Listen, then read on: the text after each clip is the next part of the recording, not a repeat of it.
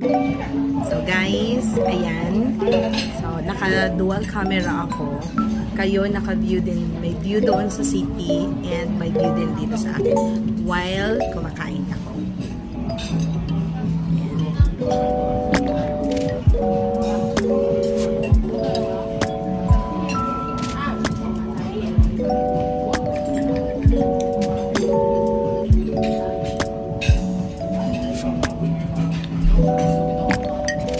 Again, umiikot tayo ha. 360 degrees. Umiikot tayo sa buong Macau. Kaya pansinin nyo yung isang camera na nandiyan dyan sa ibabaw. Ano siya, nag-move.